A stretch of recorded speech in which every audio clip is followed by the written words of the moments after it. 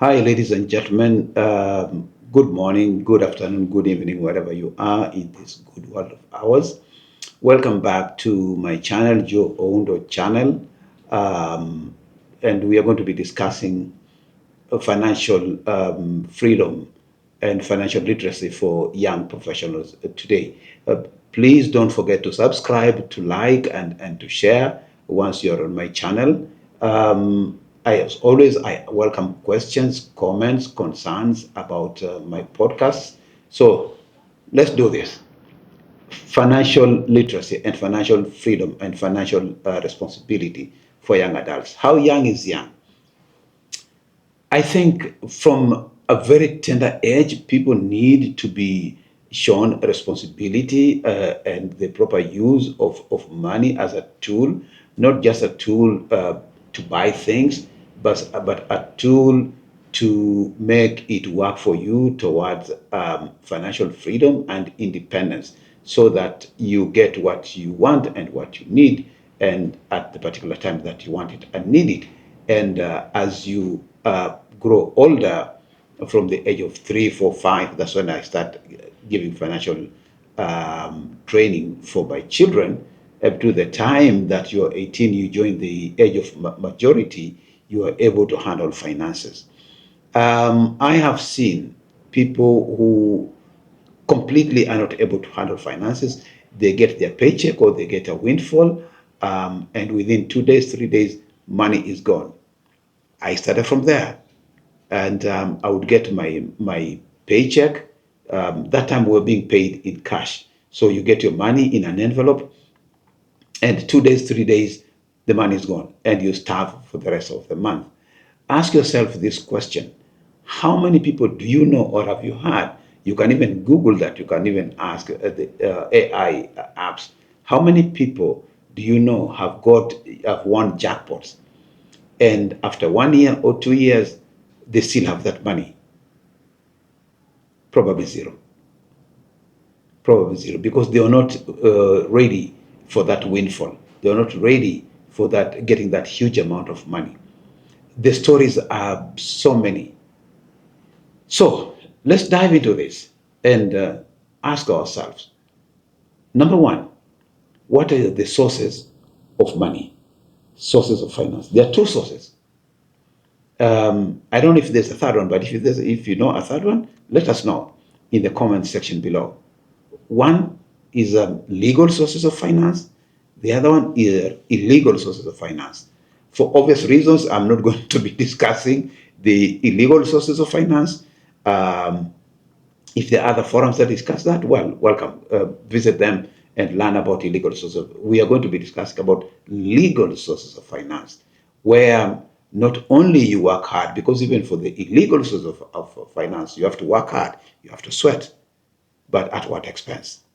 So for the legal sources of finance, there are several avenues. One is old money, where you are bequeathed either through a trust or downright inheritance from your parents or from other relatives or from whoever, and you have that finance ready to work for you. The other one is where you have to work for your money, you know, and make that money work for you. So let us take the second option, where you work for your money. You are newly employed, you're an intern, and in your internship, you're getting a stipend, you are a postgraduate student, or even an undergrad student, and you have scholarship money, or you have, like in Kenya, the Higher Education Loans Board. So there is a source of income. This should not be treated as a gift, because it is not a gift. All of these sources of money are not gifts, and you will have to pay back at some point. Even where you think that people are gifting you money, there is a cost to it. So you're an undergrad student, you've got a scholarship, and you're getting $100 or $200 or $300 uh, per pay period. The pay period could be weekly, could be bi-weekly, could be monthly. It could be every 2 months, like we were being paid every 2 months while I was going to school in Japan. It could be bi-weekly, like they do in the United States. When I was working for the U.S. government agency, we were being paid bi-weekly. That is every 14 days, or you get paid on a monthly basis, or you could be paid daily. Those are wages, but whatever pay period you're getting money. Now, how do you make this money work for you? Lesson number one: of the X amount of money, let's say $100 that you've been paid, and then you've paid the taxes, then you're remaining with $70. I'm assuming here that you're paying tax at the rate of 30%. Could be higher, could be lower. But let's say from $100, you're paying 30%, so you have $70 remaining. Now, from these $70, the amount of money that you have and you should spend is not actually $70. It's less than another 30%, which gives it to $49. So $49 to $50. The 30%, that is the $21, you save that money. So you can save anywhere from 5% to 30% because you still have bills to pay. You cannot save 100% unless you've got some other extracurricular activities that are giving you other money that you're not paying tax for. So between 5% and 30%. And you have to put it away in such a way that it's not easily reachable. Yes, you can save under your mattress. Yes, you can save in a piggy bank in your house. But what happens when you need money? You take it out. Yes, you can save in a savings account in the bank. Again, you can withdraw it at any time. But you have to save in a way that this money, yes, you can get it, but not at the instance for you to go party Friday night, Saturday morning, or for you to buy unnecessary items once you're in the supermarket. And one way, talking about supermarkets, next time you go to a supermarket, I want you to check this. All the essential items are in the back rows, in the back shelves, and near the floor. All the useless items where you spend your money are at eye level. This is not by accident. They make sure that it's easily you're visible and for you to spend. And then the most useless items are near the checkout counter. So avoid those. Avoid those which are at the front of the supermarket. Avoid those that are at eye length, and go down to the lower shelves. Go back to the back of the supermarket.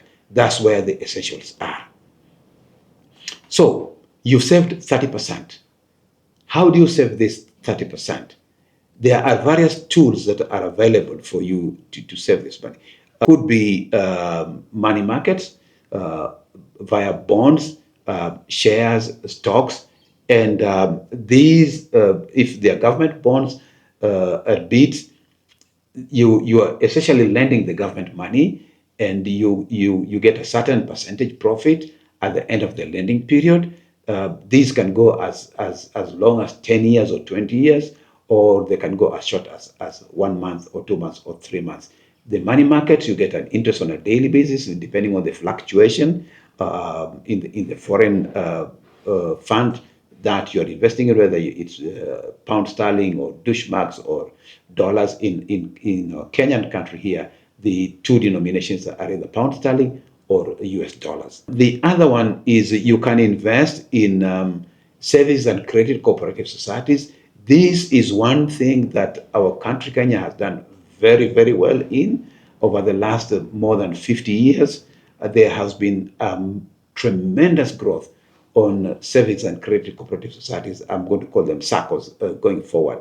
These SACCOs are arranged around a common bond. The common bond here could be the employer. The common bond could be a family unit. The common bond could be common business, whether like you're in the transport business, or you're in the clothing business, or you're in the service industry business like restaurants.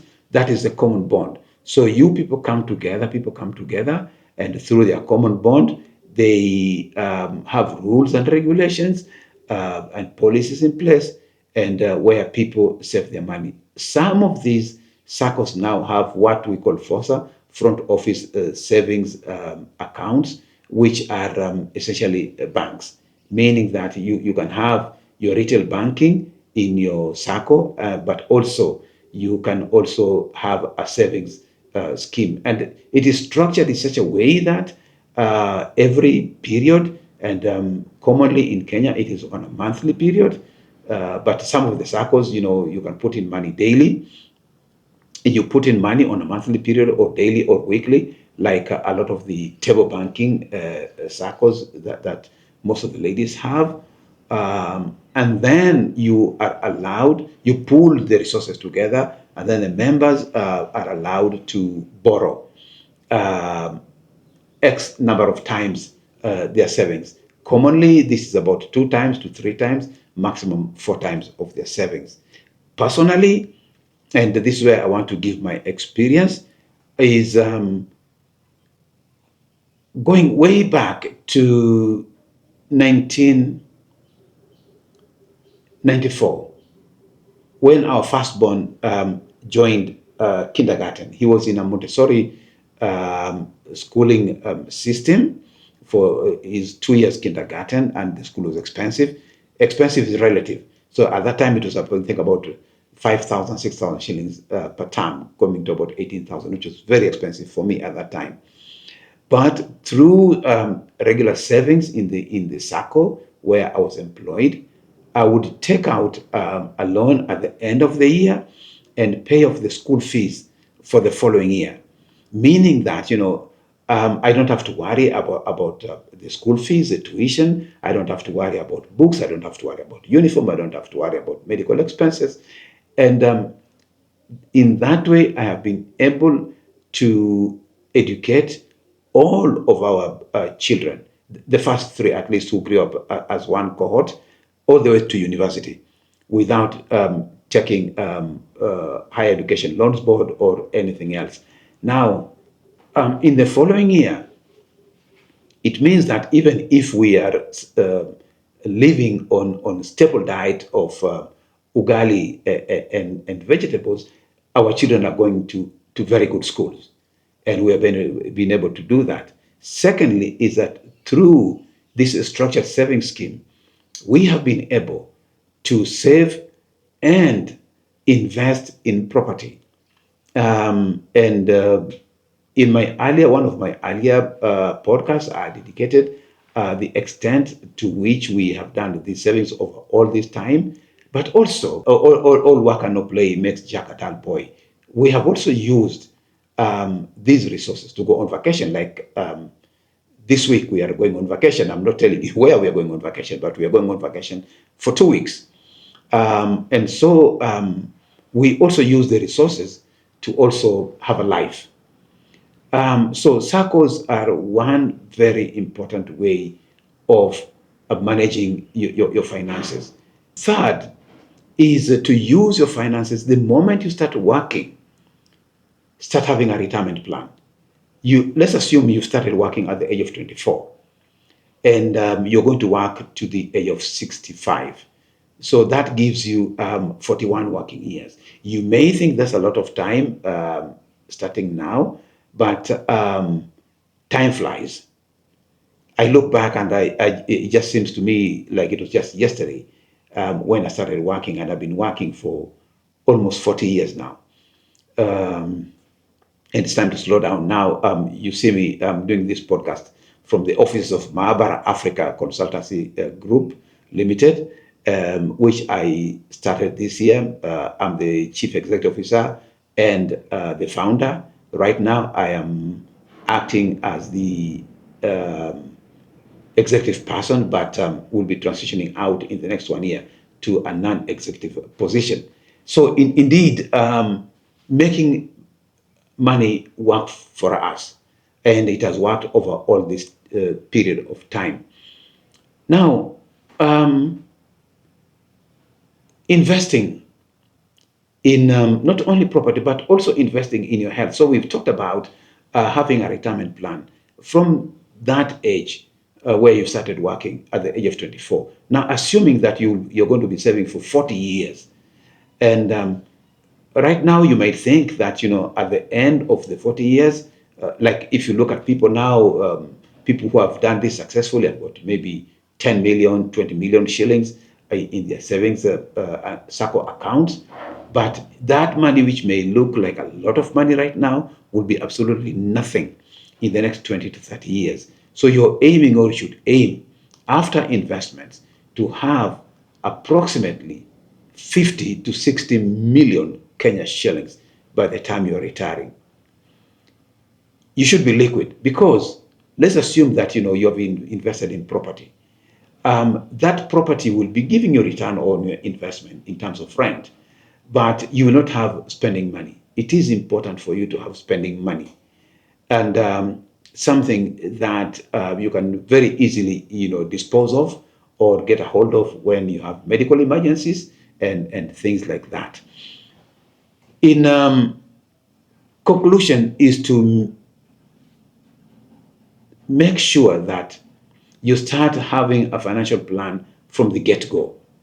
Don't wait for 2 years, don't wait for 3 years, don't wait for 4 years, because then you would have already formed a habit. Habits are formed ideally from 7 days to 1 year. And it takes long. It can take some habits to cement, take longer for them to become a lifelong habit. So if you started from day one, then it means that within 2 years or 3 years, 4 years, you would have already formed these financial habits for you to last you a lifetime. I know that one of the questions that you may have is on tithing. And I've got very controversial opinion on tithing, and I've talked about this several times. Indeed, for those who are Christians and who believe in Christianity, the good book tells us to be tithing, but the book doesn't tell us to be tithing every pay period. It tells us to be tithing every 4 years. But here, these people tell you to tithe every week. I don't believe in that. I believe in giving my 10% directly by doing something solid for the church, and giving my earthly parents. That's my father and my mother. And then after that, using the rest of the money to secure my financial freedom. Don't fall for these con artists who call themselves spiritual fathers or spiritual mothers.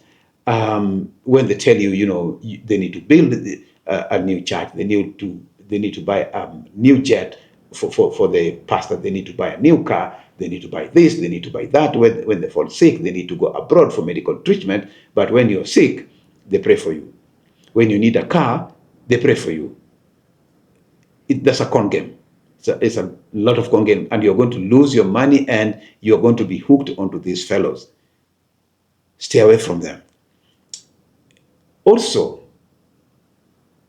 about the black tax, you're going to ask me that question. Black tax, essentially, we are obliged to lend a helping hand to our less fortunate members of society. It is good to give. It is very fulfilling. But this, over time, has changed from an Ubuntu philosophy to a dependence and entitlement philosophy, where people sit back and have more children than they can afford. They don't work, they don't do anything, and depend on this one person who has secured their financial independence to give them handouts. No.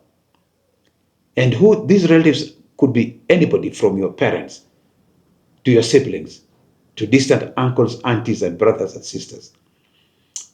I always say that our children are not our retirement plan.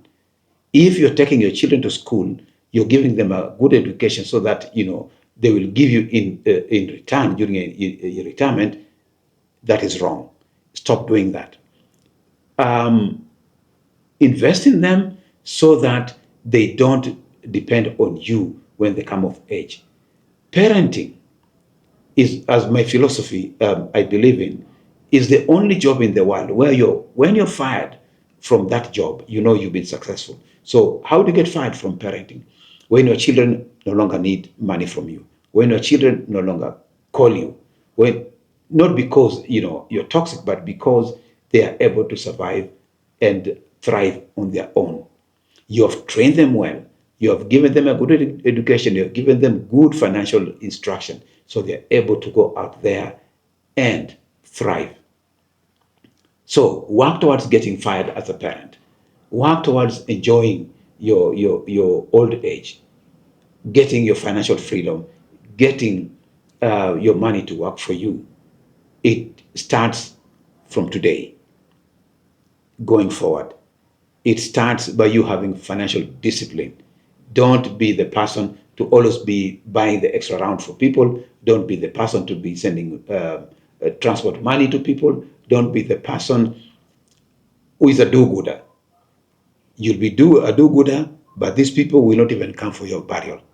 And if they do come for your burial, they'll be coming to take selfies.